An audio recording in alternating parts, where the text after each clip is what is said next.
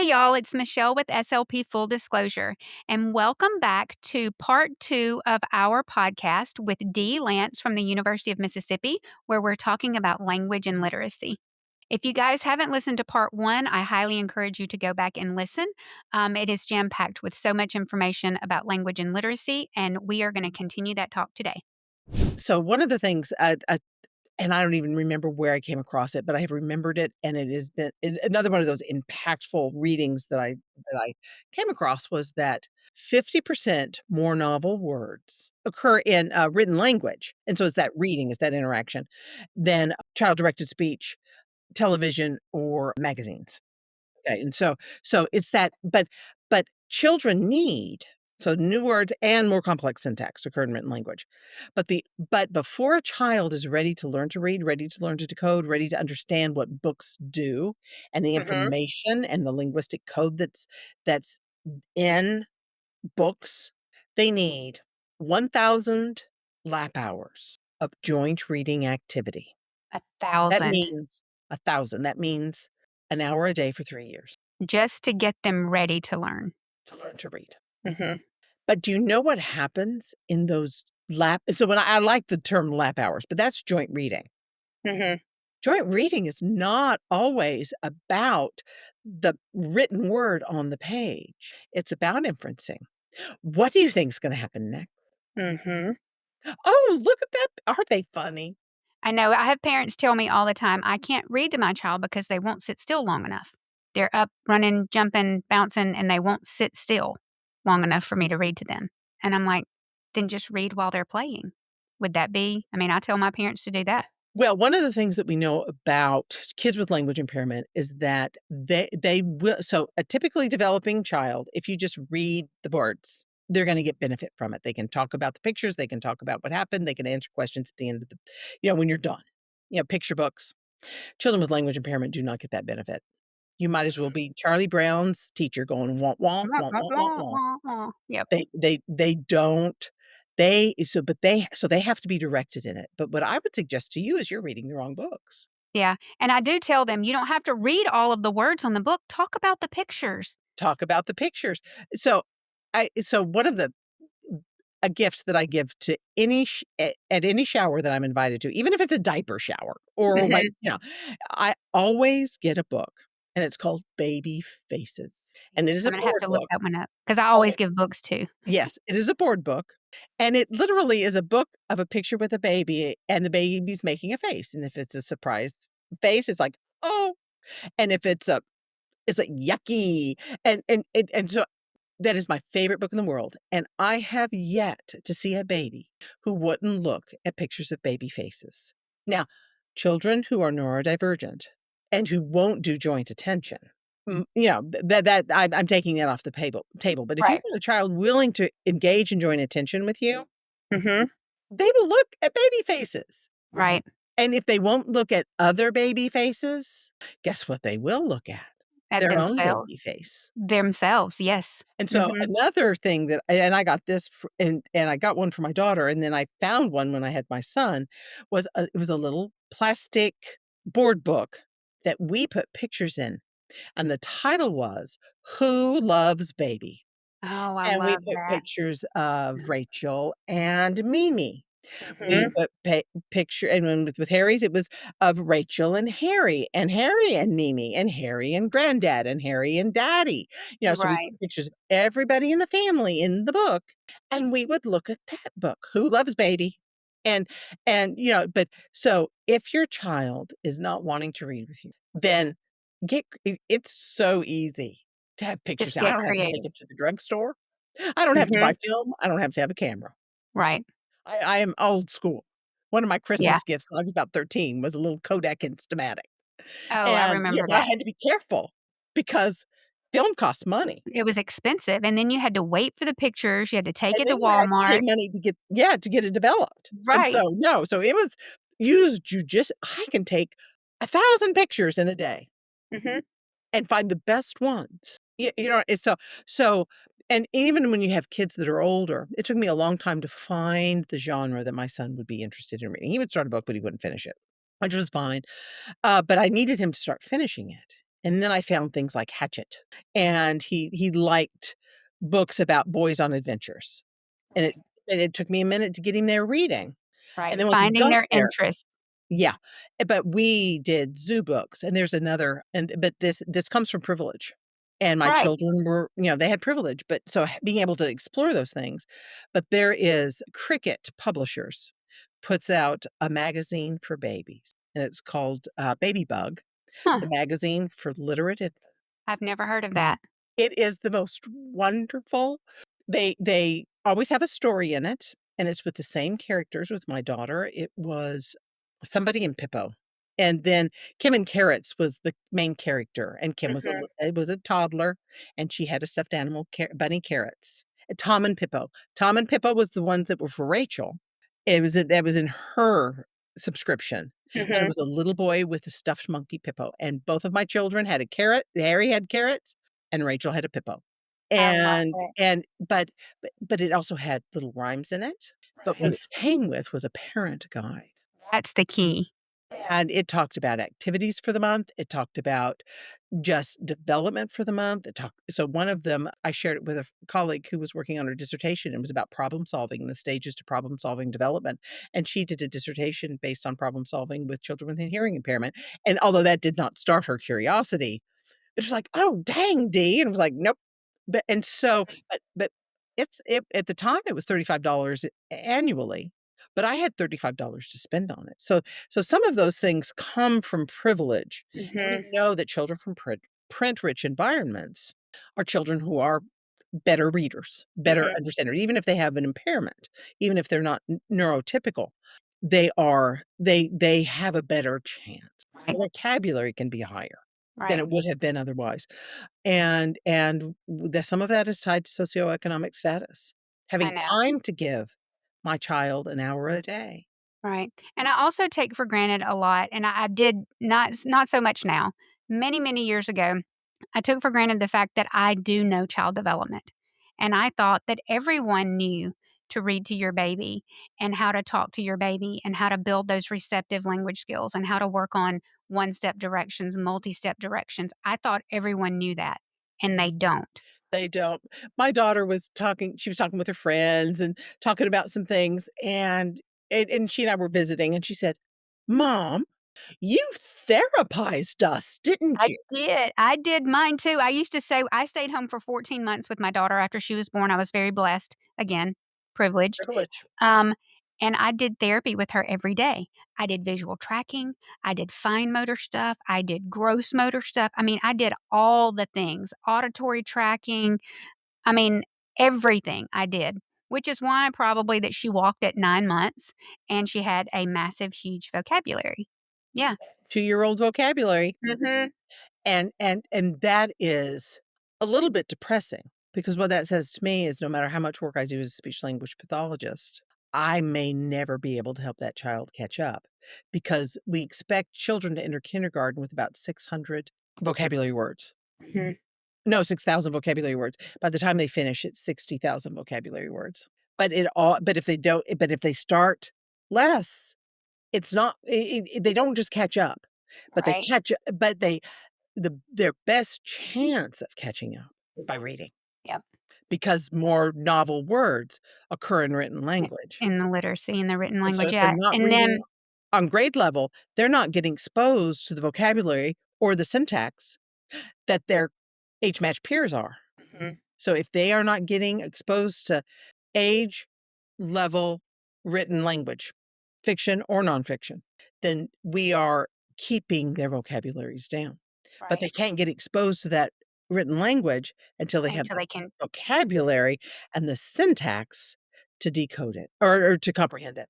and it just builds and builds and builds, and then you put into that piece all the things that the classroom teachers and the speech pathologists are doing to build that language, but then they go home and they're not in a language-rich environment, and they don't have those privileges of having books at their discretion or having someone read to them or having someone support them, and then Well, it's just kind of like a tug of war back and forth.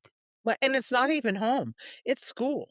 So the typical child learns 9 new words a day. Wow. I can't.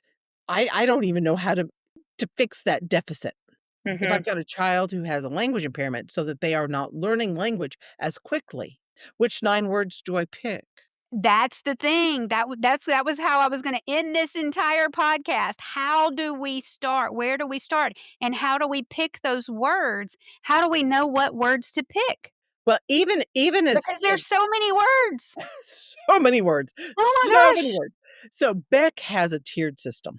Beck describes a tiered system with so we have labels and preschoolers need labels, but which 9 labels do I teach them Which today? ones do I pick?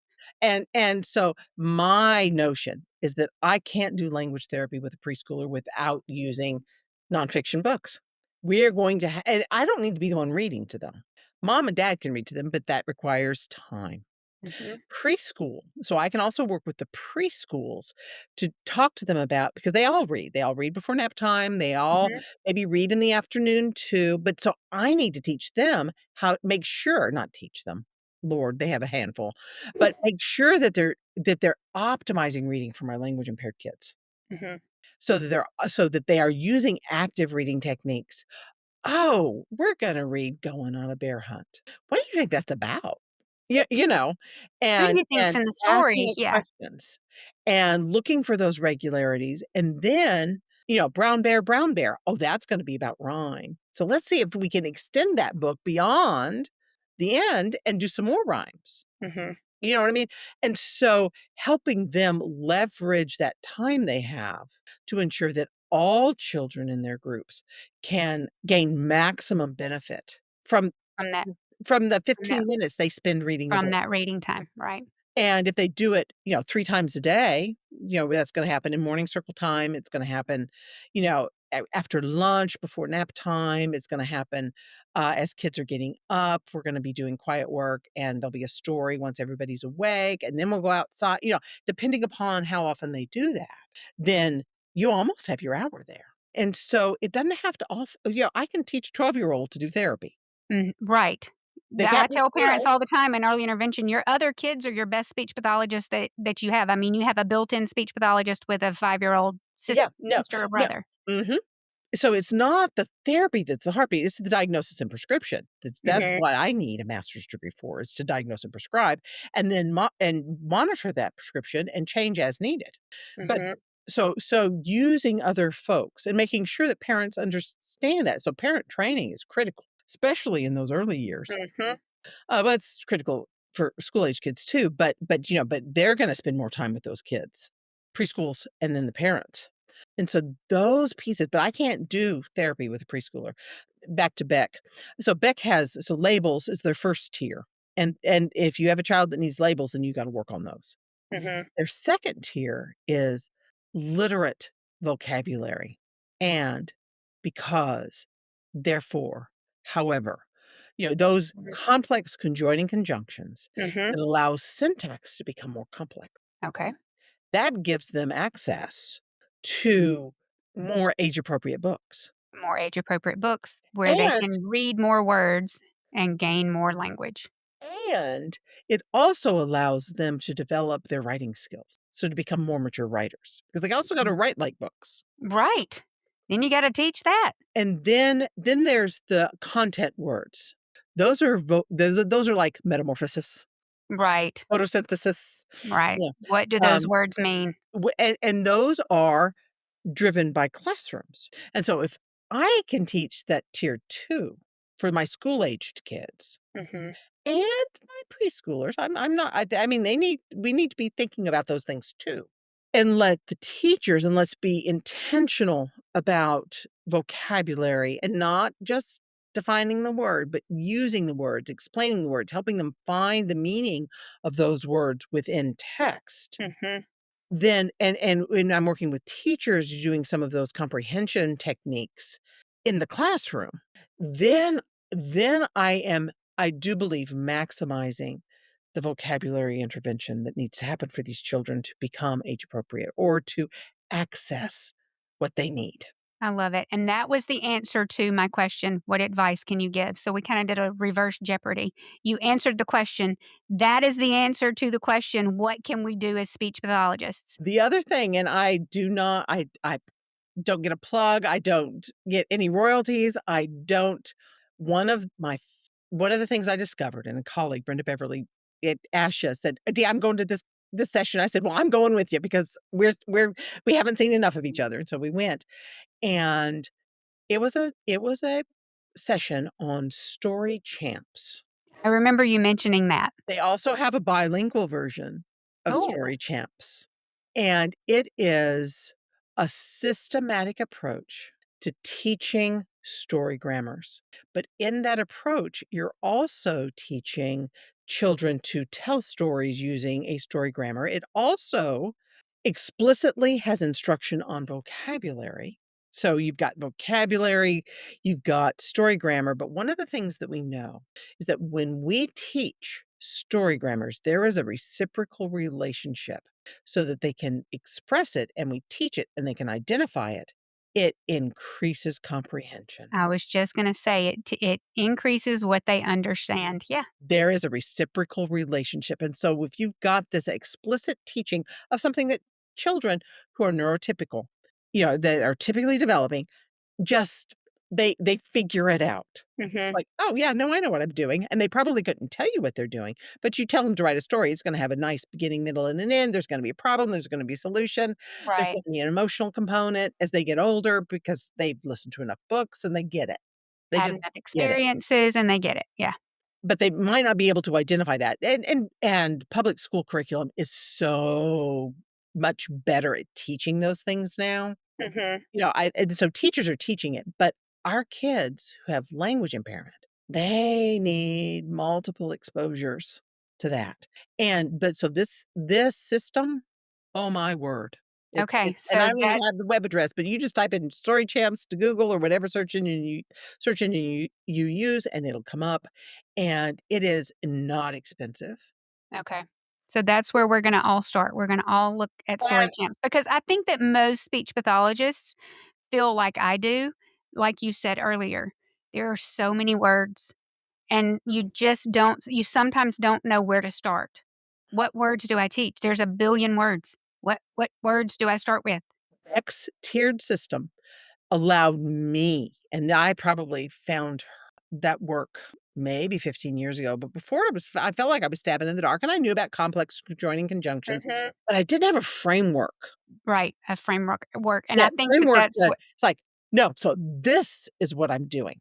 I'm doing this," because it provides me a framework for targeting and to thinking about and being efficient and managing. Mhm, And then when I found story grammars, because I'd been teaching students how to do narrative analysis, I love narrative analysis. It is one of my mhm, favorite things to do, and it provides me so much information about children and where they are in the classroom as opposed to the self. Self tells me that the child has a language impairment, but I probably already knew that, right, especially working with school age.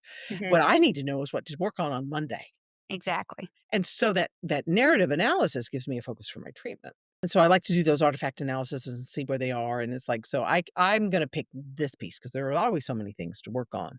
right, And then we'll talk with the teachers about maybe spelling and what we need to be doing there, and if they need support in that. But I'm certainly yeah, anyway, and so we just kinda break out the things. And so I've been teaching students to do that, and I've been talking to them. Beautiful chapter in Ukrainis's text about how to do intervention for children with language impairment on story grammars and comprehension and all the things. mhm, I felt like I was pouring my sweetness out on the desert sands because it was so much that yeah, they couldn't get it, and I didn't have enough time.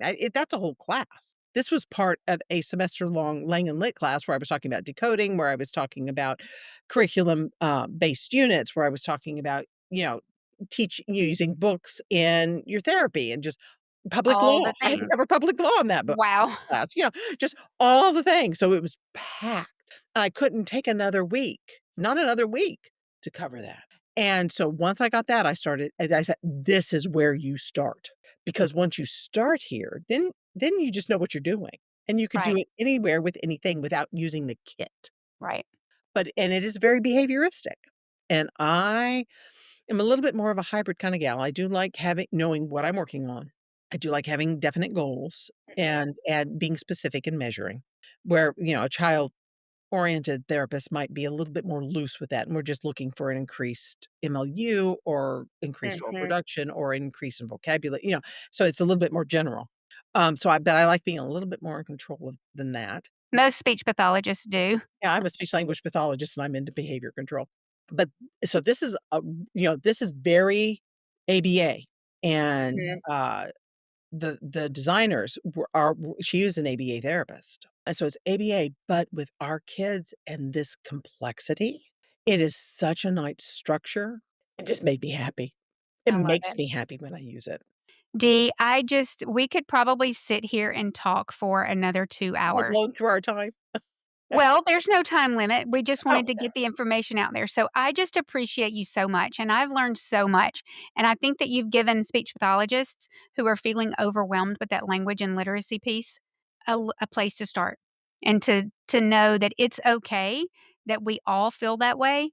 And yes. that's really the goal of this podcast. Why, how do where do you start with a child that is language impaired? Where do you start? What words do you pick to teach first? And I think you've given us a great place to start to bring that literacy piece in because And I we're do not wanna reading specialists, but Yeah. And some of us, you can be. If that's what you want, it's within our scope of right, practice, but right, you cannot be, and I know public schools have to be jacks of all trade or yeah, a jack of all trades because they have to cover everything.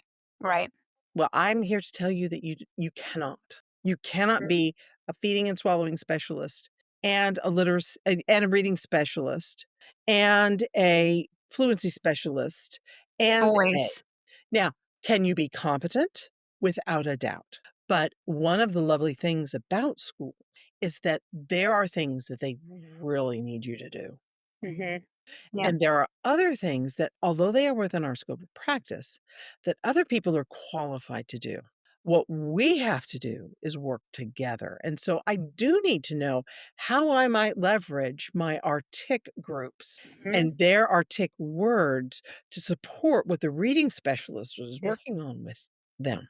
And that will mean that I will have to do a deeper dive into remembering phonology, Mhm. remember, and do some CEUs, but speechpaths.com has all kinds of webinars on Right. literacy, but I'm gonna have to do my work in order to be a good team member with that and to make sure that we are maximizing the time that child spends in school because they spend a full day in school. Mhm. They should be getting their therapies, they should be getting their academic instruction, they should be getting social, they should be getting all the things. But I don't know about you, but I really got a little bit resentful when I had too much homework with my kids because it was after school that we did music, that we did Mhm. art, that Right. we did things that brought us joy Yep. as a family and at for our children. They got to choose those things. Mhm. And without those pieces, the our kids with language impairment work so hard every day to try to stay up. Mhm. It breaks my heart when they have homework. I know. And so I am not an advocate of homework. We know that homework actually has no evidence to support that it actually increases outcomes for Right. kids. Mhm. And so if you didn't get your work done, you need to work on it. I was so resentful of having to put together a project with my children on the weekend Right. because we had other things. My children were engaged. We Right. had other things that we wanted to do. Yep. And could and so it so I am not a big proponent of a lot of homework. I am not so if families read or would like to read, then let me help you identify. So it may be magazines. You may be looking at zoo books at home. You can check Right. those out from the library, but any sit down discussion with a Of book, even if it's not reading word for word, is better than none, nothing. and getting that child used to that Flow. that this is what we do with books, this is what we Mhm. no, and we to get better at reading, we have to read, but let's do it together. And And let's modeling that do it with reading. something that engages you. Kids work hard every day, and so after school ought to be fun. Therapy after school ought to be fun. Right.